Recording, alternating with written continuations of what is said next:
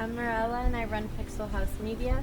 We're a performance agency that specializes in working with brands that market to women, and we help them generate more revenue from social media ads. We tackle every project with a venture mindset. We focus a lot on design and growth. We like to work with brands that have a vision and a purpose. And in the beginning, we were kind of accepting all projects and working with everyone that wanted to work with us. And I realized that wasn't the way to go, realizing like, okay, I need to focus on this niche and build my team around that, our service offerings and so on. And at the same time, I started to organize SheCommerce, which is an event for women in e-commerce.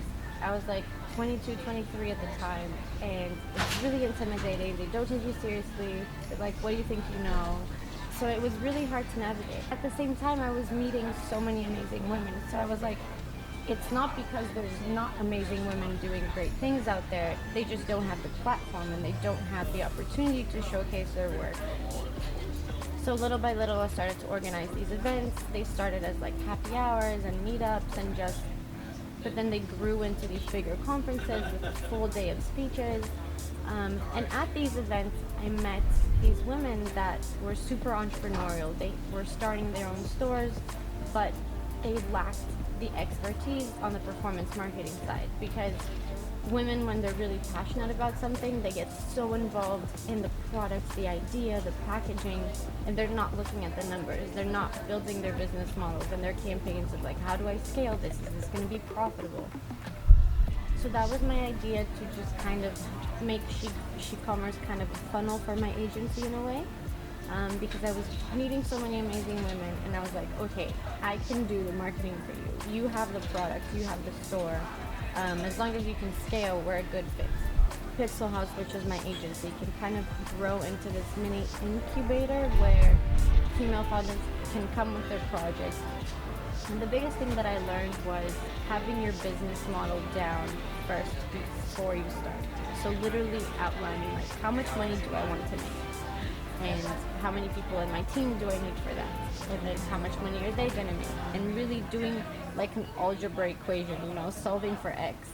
I think that's really important. And something else that I learned that is a big deal is making sure that the goals are in line. It just becomes really difficult when there isn't a perfect communication and like synchronicity between the production team and the sales team.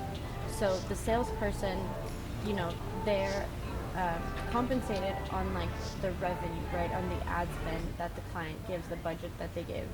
But the media buyers and the performance team, it's on the profits. So there's like lack of alignment there that really makes things really tricky to navigate. So when I was structuring my team and structuring compensation, I was like, okay, everyone has to be on the same page, because that's the only way we take strides in the same direction and we're not going to clash.